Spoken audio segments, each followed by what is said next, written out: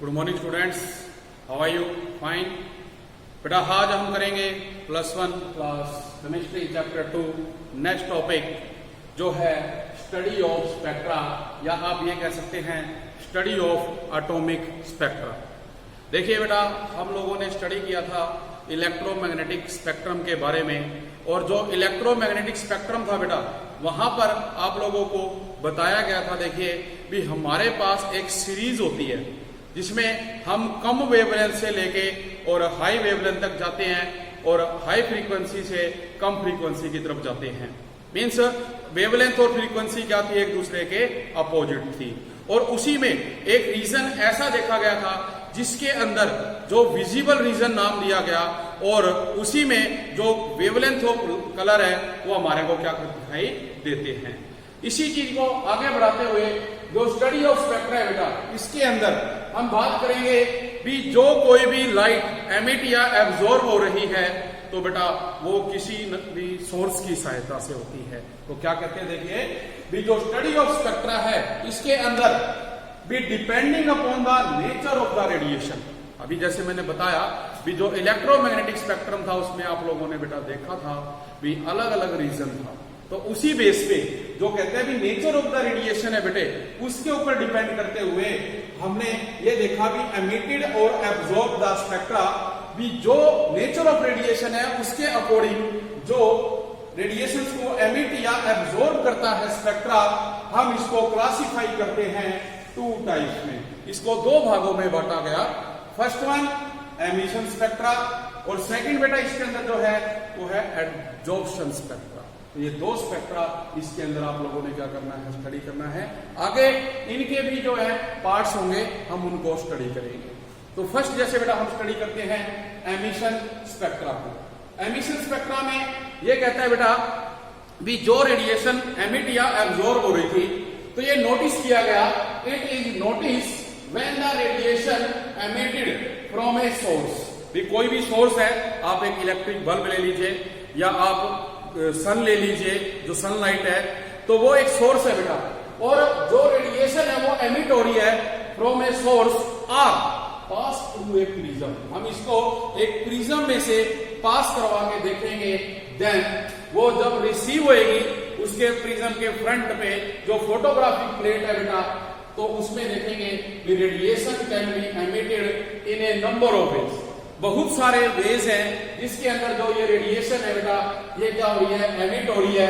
तो सच है first point जो रहेगा भी रेडिएशन एमिटेड फ्रॉम सन और ग्लोइंग इलेक्ट्रिक बल्ब। अभी जैसे मैंने बताया था भी हम जो सोर्स ऑफ लाइट है उसके रूप में जो ग्लोइंग इलेक्ट्रिक बल्ब है या जो सन है बेटा, उसको लोगे जो क्या कर रहा है, रेडिएशन एमिट कर रहा है।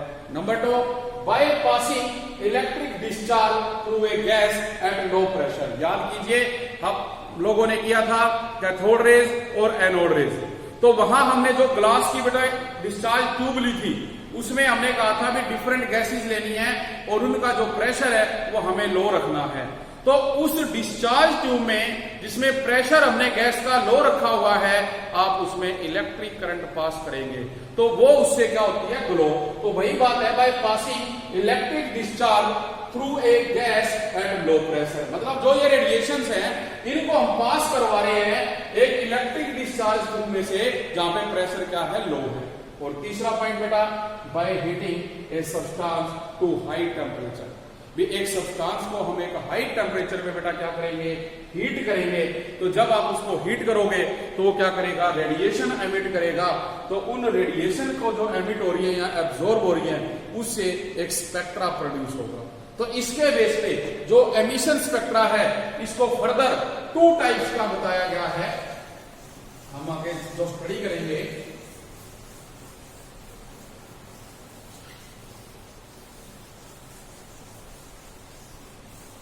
फर्दर, हम ये कहेंगे बेटा भी जो एमिशन स्पेक्ट्रा है वो 2 टाइप का है।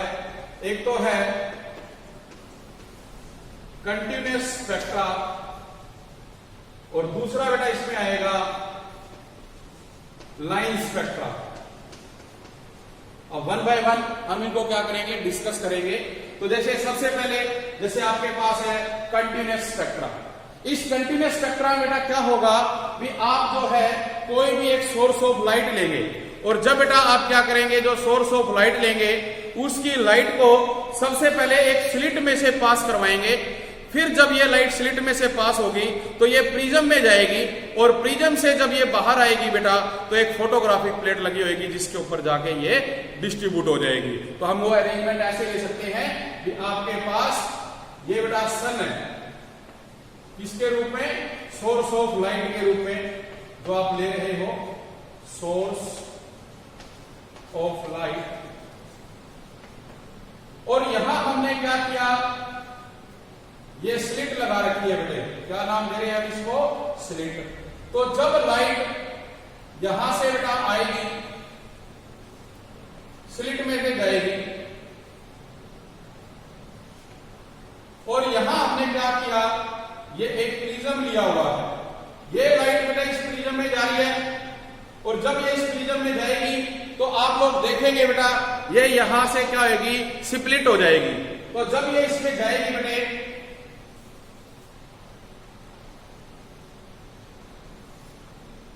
तो ये स्प्लिट हो जाएगी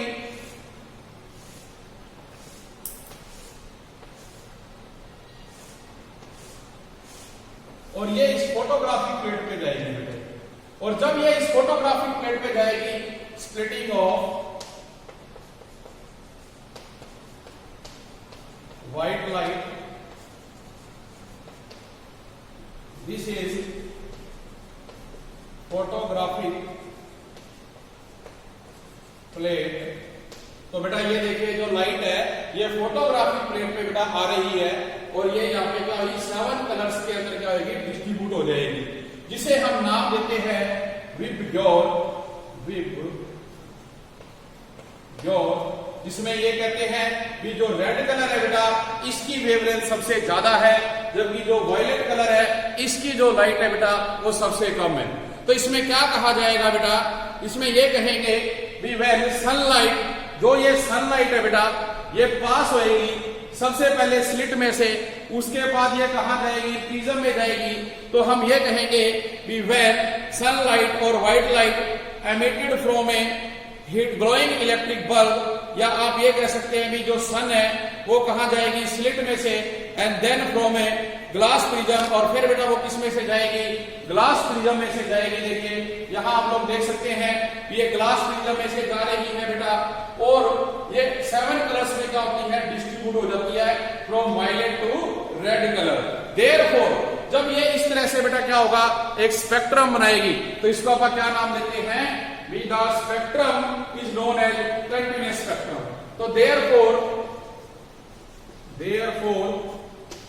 ये जो स्पेक्ट्रम बनेगा, देयरफॉर ये जो हमारे पास क्या होगा बेटा, स्पेक्ट्रम बनेगा, therefore this spectrum is known as continuous spectrum. इसको हम क्या नाम देंगे, कंटिन्यूअस स्पेक्ट्रम का नाम देंगे बेटा। अब देखिए ये हमने पढ़ा है भी जो रेनबो फॉर्मेशन है वो कौन सा फिनोमिना है, तो आप लोगों ने पढ़ा था कि वो क्या होता है, dispersion of light, dispersion of light. तो यहां ये जो सनलाइट बेटा स्लिट से प्रिज्म में जा रही है और ये इस विबग्योर में डिवाइड हो रही है, स्प्लिटिंग हो रही है, ये किसकी वजह से है, डिस्पर्सन ऑफ लाइट की वजह से है। तो इसे बेटा हम डिस्पर्सन भी जो है नाम दे सकते हैं, जो कि इसके अंदर आप लोगों ने देखा। फिर इसके बाद देखिए हम इसमें देखते हैं भी जो हमारे पास वाटर ड्रॉपलेट है बेटा, जब रेनबो फॉर्मेशन होती है तो वहां पर एक स्मॉल प्रिज्म का काम करती है वो, और जिस डायरेक्शन में सन है उसके अपोजिट डायरेक्शन में वाटर ड्रॉपलेट होती है। जब लाइट उस पर पड़ती है तो वो 7 कलर में डिस्ट्रीब्यूट होके विबग्योर बनाती है, जिसको हम रेनबो फॉर्मेशन कहते हैं। तो ये किस में रहेगा, कंटिन्यूअस स्पेक्ट्रम में रहेगा बेटा। इसके बाद हम नेक्स्ट करेंगे, सेकंड है लाइन स्पेक्ट्रम, या इसे कहेंगे लाइन स्पेक्ट्रम। इसमें बेटा क्या होता है, देखिए जो पिछला था टॉपिक उसमें हमने कहा भी एक हम लाइट का सोर्स लेंगे, इलेक्ट्रिक बल्ब या सन, लेकिन यहां हम क्या करेंगे, कोई वोलेटाइल सब्सटेंस लेंगे, ठीक है। तो इट इज ऑब्जर्व्ड, ये देखा गया कि व्हेन वेपर्स ऑफ, जो वेपर होते हैं बेटा, सम वोलेटाइल सब्सटेंस के allowed to fall on the flame of Bunsen burner, जो बंसन बर्नर होता है उसकी जो फ्लेम है उसके ऊपर कुछ वेपर्स हम वोलेटाइल जो सब्सटेंस है उसके डालेंगे, तो उससे देखो क्या होगा, then analyse with the help of spectroscope, तो हम उसको जो है स्पेक्ट्रोस्कोप की सहायता से बेटा एनालाइज करेंगे, तो आप देखेंगे कि जो सोडियम है गिव्स 2 येलो लाइंस। हम देखते हैं बेटा, आप घर में भी करके देख सकते हो, जो साल्ट है उसको आप जब बंसन बर्नर पे डालेंगे तो वो येलो कलर की फ्लेम देता है। सेम वे में हम कह रहे हैं भी जो सोडियम है gives 2 yellow lines corresponding to wavelength, जो उनकी वेवलेंथ है, एक की तो होगी 589 नैनोमीटर और दूसरे की है बेटा 589.6 नैनोमीटर। ठीक है, तो हम इसमें बता रहे थे भी जो वोलेटाइल सब्सटेंस है जिसको हम बेटा गर्म करेंगे तो वो क्या होगा, मेल्ट हो जाएगा, उसके वेपर्स आप लोगों ने इसमें डालने हैं। तो ये क्या रहेगा, हमारा लाइन स्पेक्ट्रा रहेगा इसके अंदर। फिर है यूटिलिटी ऑफ लाइन स्पेक्ट्रा, तो जो ये लाइन स्पेक्ट्रम है इसकी यूटिलिटी, इसका यूज कहा हुआ, तो it may be noted that जो line spectra of no 2 elements, जो 2 एलिमेंट है उनका रिजेंबल विद ईच अदर, मतलब दो एलिमेंट है उनका जो स्पेक्ट्रा है वो एक दूसरे से रिजेंबल नहीं करता, वो अलग अलग होता है। जैसे कि आप एग्जांपल ले सकते हैं, हम ह्यूमन बींग्स में जो फिंगरप्रिंट्स है वो सभी के क्या होते हैं, अलग अलग। तो वही चीज बेटा इसमें देखिए, these are therefore regarded as fingerprints of the elements, जो एलिमेंट्स के फिंगरप्रिंट्स है, and help in their identification. तो आप लोग देखते हैं किसी क्राइम में जो क्रिमिनल्स होते हैं उनके जो फिंगरप्रिंट्स है उनकी सहायता से उनकी पहचान की जाती है, आइडेंटिफिकेशन, तो वो इसमें आएगी बेटा लाइन स्पेक्ट्रम के अंदर आएगी। तो ये लाइन स्पेक्ट्रम था। इसके बाद आ जाता है एब्जॉर्प्शन स्पेक्ट्रम। जो एब्जॉर्प्शन स्पेक्ट्रम है बेटा वो भी सेम इसी तरह रहेगा। जैसे हमने देखा भी एमिशन में तो आपने सन की लाइट को स्लिट से प्रिज्म में डाला और वो 7 कलर में डिस्ट्रीब्यूट हो जाती है, लेकिन एब्जॉर्प्शन में बेटा क्या होता है, जो ये वेपर्स है हमारे पास किसके, वोलेटाइल सब्सटेंस के, हम इनको डालेंगे और जब वो बेटा उसको अगर एब्जॉर्ब कर लेगा तो वो एक हमें डार्क कलर की जो है लाइट देगा। वो जो डार्क कलर की लाइट्स होगी तो उसके कारण वो क्या कराएगा, एब्जॉर्प्शन स्पेक्ट्रम। अगर वो उसको एब्जॉर्ब नहीं करता है तो उसे बेटा हम एब्जॉर्प्शन स्पेक्ट्रम जो है नाम नहीं दे सकते। तो इसमें ये कहा जाएगा कि when sunlight is pass through the vapours, भी सनलाइट को आप पास कर रहे हो किसमें से, जो वेपर्स ऑफ द सब्सटेंस है, और वो बेटा क्या होंगे, ट्रांसमिटेड हो जाएंगे, लाइट को ट्रांसमिट करेंगे, then allowed to strike a prism, और जब वो प्रिज्म पे जाएगा तो वो ट्रांसमिट करेगा। तो जो ये डार्क लाइन है वो अपीयर्स होंगी इसके अंदर। अगर ये बन रही हैं तो मीन्स अब्जॉर्प्शन स्पेक्ट्रा है, अदरवाइज हम कहेंगे कि वो कंटिन्यूस स्पेक्ट्रम है। मीन्स जो सिंगल लाइट है वो 7 कलर की लाइट्स में क्या होगी, डिस्ट्रीब्यूट हो जाएगी बेटे। तो this spectrum is called absorption spectrum, जिसको नाम दिया गया एब्जॉर्प्शन स्पेक्ट्रम का बेटे। अब जैसे बेटा हम जो लाइन स्पेक्ट्रम है हाइड्रोजन एटम के लिए अगर करें तो उसके अंदर एक सीरीज आती है। इन 1890 जो रेडबर्ग नाम के साइंटिस्ट थे जिन्होंने इसके बारे में बताया, और इसको बताने से पहले जो बेटा अलग अलग साइंटिस्ट थे उन्होंने जो ये स्पेक्ट्रम था उनको एक जगह पे जब इकट्ठा किया गया तो ये हमारे पास एक सीरीज बनी जो लाइन स्पेक्ट्रम ऑफ हाइड्रोजन थी। तो इस लाइन स्पेक्ट्रम ऑफ हाइड्रोजन के अंदर बेटा जो कंप्लीट स्पेक्ट्रम था वो जो है अरेंज किया गया। तो यहां जैसे हमने दिखाया अभी जो फर्स्ट जो थे वो थे लेमन नाम के साइंटिस्ट, उन्होंने जो ये लाइन स्पेक्ट्रम था वो बनाया जिसे अल्ट्रा वायलेट रीजन के अंदर रखा गया। फिर इसके बाद बाल्मर साइंटिस्ट आए 1885 में, उन्होंने जो है इसके लिए बेटा लाइन स्पेक्ट्रम बनाया जिसको विजिबल रीजन में रखा गया। नेक्स्ट पे जो है पास्चर, ब्रैकेट और जो कोफेंड सीरीज थी उसके लिए जो लाइन स्पेक्ट्रम था हाइड्रोजन एटम का वो बनाया गया जिसको जो इंफ्रारेड रीजन है बेटा उसके अंदर रखा गया। तो जो अलग अलग ये स्पेक्ट्रम थे उन्होंने अलग अलग जो है रीजन के अंदर बताया भी कितनी वेवलेंथ के अंदर ये प्रोड्यूस होते हैं। तो जो रेडबर्ग थे उन्होंने इसके बेस पे 1890 में एक फार्मूला दिया जिसको नाम दिया गया रेडबर्ग फार्मूला, और जो था 1/λ इज इक्वल टू न्यू बार, जिसे हम वेव नंबर कहते हैं, और ये किसके इक्वल था, RH इंटू 1/n1 का स्केयर माइनस 1/n2 का स्केयर। इसमें बेटा जो ये RH है ये क्या है, Rydberg constant for hydrogen atom, और जो ये रेडबर्ग कांस्टेंट था हाइड्रोजन एटम, इसकी जो वैल्यू थी वो थी 1.09677 into 10 की पावर 5 पर सेंटीमीटर, और जो N1 N2 है इनको बेटा इंटीजर माना गया। तो जो अलग अलग ये सीरीज थी इनकी लाइन स्पेक्ट्रम निकालने के लिए जब इसमें N1 और N2 की और RH की रेडबर्ग कांस्टेंट की वैल्यू रखी गई तो हमारे पास जो वेवलेंथ है बेटा उसकी वैल्यू कैलकुलेट की गई। तो उसके लिए क्या बताया गया, फॉर लेमन सीरीज जो N1 है वो हम स्टार्ट करेंगे 1 से, तो N2 आपका स्टार्ट होगा 2, 3, 4, 5 से। फॉर बाल्मर सीरीज N1 की वैल्यू रही 2, तो N2 की वैल्यू रही बेटे 3, 4, 5, 6। पास्टन सीरीज के लिए N1 की वैल्यू हमने कहां से स्टार्ट करी, 3 से, मीन्स आप एक डिजिट आगे बढ़कर शुरू करोगे, तो N1 हमने लिया 3, तो N2 बेटा आपका 4, 5, 6 रहा।